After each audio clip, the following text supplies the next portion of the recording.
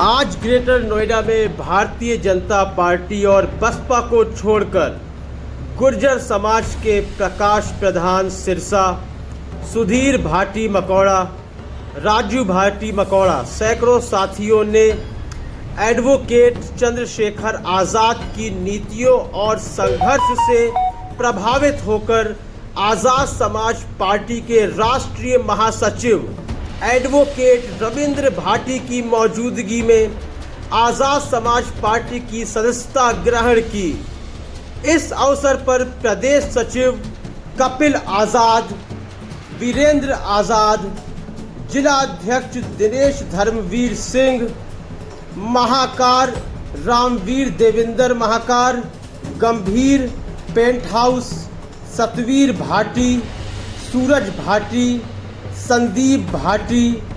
रितेश भाटी एवं मनीष भाटी समेत सैकड़ों साथी उपस्थित रहे। इस दौरान सैकड़ों लोगों को आज़ाद समाज पार्टी की सदस्यता दिलाई गई। आप अभी तक के लिए फरहान उद्दीन की रिपोर्ट। बड़े भाई प्रकाश प्रधान जी और हमारे मकौड़ा गांव के पूर्व प्रधान रहे भाई राजू भाटी जी,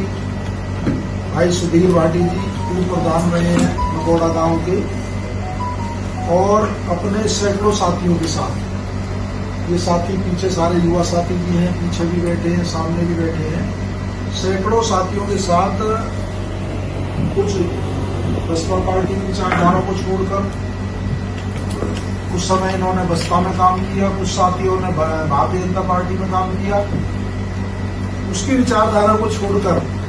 आजाद समाज पार्टी के राष्ट्रीय अध्यक्ष एडवोकेट चंद्रशेखर आजाद जी के संघर्ष से प्रभावित होकर, उनकी नीतियों से प्रभावित होकर आज आजाद समाज पार्टी की सदस्यता ज्वाइन कर रहे हैं, पार्टी ज्वाइन कर रहे हैं। मैं परिचय भी करा दूं, हमारे साथ हमारी पार्टी के जो प्रदेश भीम आर्मी जो संगठन है उनके प्रदेश सचिव हैं भाई कपिल आजाद जी हैं, आप मंडल अध्यक्ष आजाद समाज पार्टी के वीरेंद्र आजाद जी, हमारे जिले के जिला अध्यक्ष दिनेश गौतम जी हैं। और तो ये जो हम पूरे देश में एडवोकेट चंद्रशेखर आजाद जी जाकर, चाहे किसानों की लड़ाई हो, चाहे जंतर मंतर पर बहनों की लड़ाई हो, पहलवानों की लड़ाई हो, चाहे अन्याय हो, चाहे पूरे देश में जहां भी जरूरत होती है वहां जाते हैं, आंदोलन करते हैं और जो न्याय दिलाने का काम करते हैं।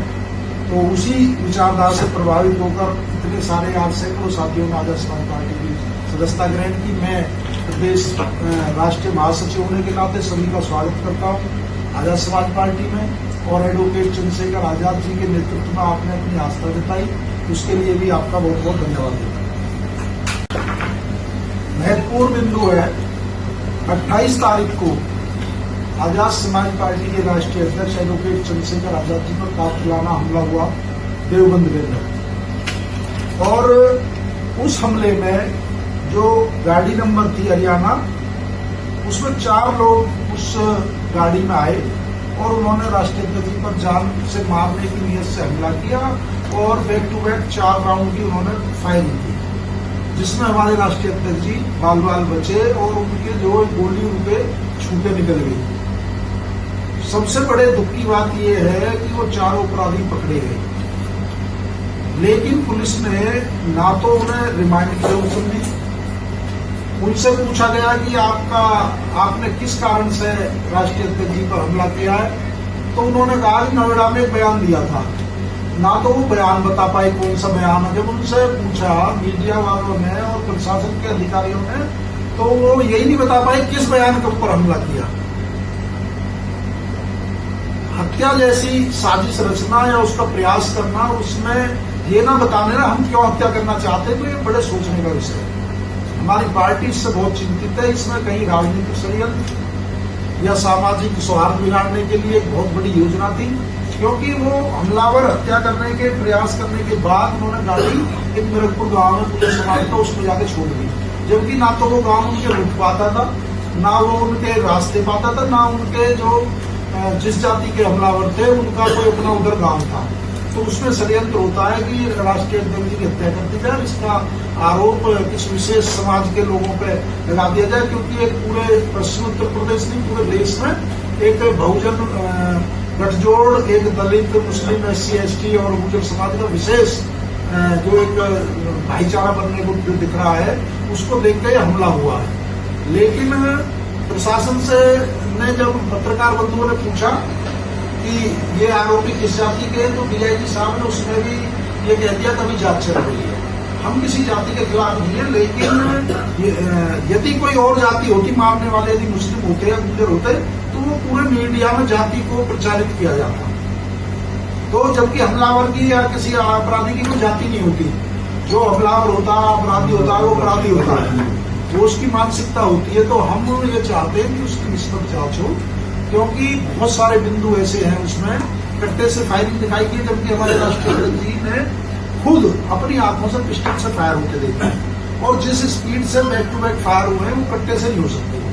हो सकता है उनके पास कट्टा भी हो, 315 भी हो, लेकिन पिस्टल और अभी तक जो गोलियां हैं वो जांच के लिए गई हुई है बैलिस्टिक रिपोर्ट के लिए, और बैलिस्टिक रिपोर्ट से पहले ये घोषित कर देना कि हमला कट्टों से हुआ है, तो ये कहीं ना कहीं अपराधियों को बचाने की तरफ कहीं सहयोग, एक षड्यंत्र की तरफ भाग जाती है। तो आप, क्योंकि इस घटना को 28 जून को हुई थी और आज आपको लगभग आज 15 जुलाई हो चुकी है, लेकिन अभी तक प्रशासन ने इस पर ना तो उनकी रिमांड के लिए अप्लाई किया, ना उनसे पूछा कि आप क्यों उत्तर देना। फिर वो अपराधी देवबंद से कैसे हरियाणा पहुंचे, उन्होंने किसको फोन किया या कौन उनको लेने आया, ये भी जांच का विषय। इस पे भी किसी का अभी तक प्रशासन ने नहीं बताया कि वो वहां से कैसे पहुंचे, या उनकी कॉल डिटेल किससे उन्होंने बात की, कौन मदद करने वाले लोग हैं। तो हम ये चाहते हैं कि कोई अपराधी हो, कोई इसके पीछे हो, किसको एडवोकेट चंद्रशेखर आजाद जी की हत्या से फायदा है,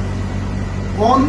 ये हत्या कराना चाहता है, तो इसका पूरा देश जानना चाहता है, हमारी पार्टी जानना चाहती है, क्योंकि हमने पहले भी कई बार उनकी सुरक्षा की मांग की है। बुलंदशहर उपचुनाव के अंदर हमला हुआ था, एडवोकेट चंद्रशेखर आजाद जी पर फायरिंग हुई थी, उस समय भी हमारी पार्टी ने उनकी सुरक्षा की मांग की थी, और हमारे लीगल सेल ने सुरक्षा की मांग की थी, केंद्र सरकार से की थी, प्रदेश सरकार से की थी। उसके अलावा अभी ये खतौली में उपचुनाव हुआ, उसमें गांव के अंदर दिन में पूरे काफिले के शीशे गाड़ियों के तोड़ दिए गए, सभा चल रही थी, पुलिस की मौजूदगी में। यदि सरकार और प्रशासन के लोग सख्त कार्रवाई करते तो शायद ये हमला ना होता। तो अपराधियों के हौसले बुलंद हैं। जहां इतनी बड़ी पार्टी के अध्यक्ष या जनप्रतिनिधि सुरक्षित नहीं है, तो आम नागरिक का क्या होगा। जी, हमारा 22 स्टेटों में संगठन है, पूरे प्रदेश में, देश में जाना होता है, आंदोलन करने होते हैं, लेकिन हम बार बार सुरक्षा की गुहार मांग रहे। एक तरफ हम किसी के खिलाफ नहीं, किसी को सुरक्षा मत दो, लेकिन सवाल जरूर उठते हैं। कंगना रावत जी को वाइस रेंज सुरक्षा मिल जाती है, बाबा धीरेन्द्र शास्त्री जी को वाइस रेंज सुरक्षा मिल जाती है, और कई ऐसे उद्योगपति हैं जिनको वाइस रेंज और जेड रेंज सुरक्षा मिली हुई है। और जो हमारे देश के एक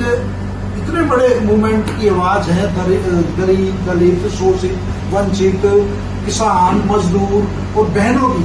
जो लड़ाई लड़ रहे हैं, उनको सुरक्षा ना देना।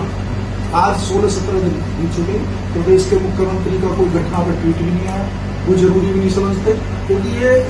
हर नागरिक की जिम्मेदारी, सुरक्षा की जिम्मेदारी प्रदेश सरकार की है, केंद्र सरकार की है। तो हम अब 21 जुलाई को जंतर मंतर पे एडवोकेट चंद्रशेखर आजाद जी की सुरक्षा की मांग को लेकर, जो अपराधियों के नार्को टेस्ट की मांग को लेकर, और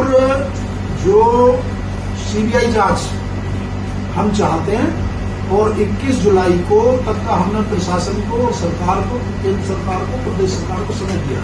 नहीं तो हम वहां पर बड़ा आंदोलन करके। देश और दुनिया की खबरों से अपडेट रहने के लिए आप अभी तक न्यूज चैनल को सब्सक्राइब करना ना भूलें, और साथ ही हर न्यूज का नोटिफिकेशन पाने के लिए बेल आइकन को भी दबाएं।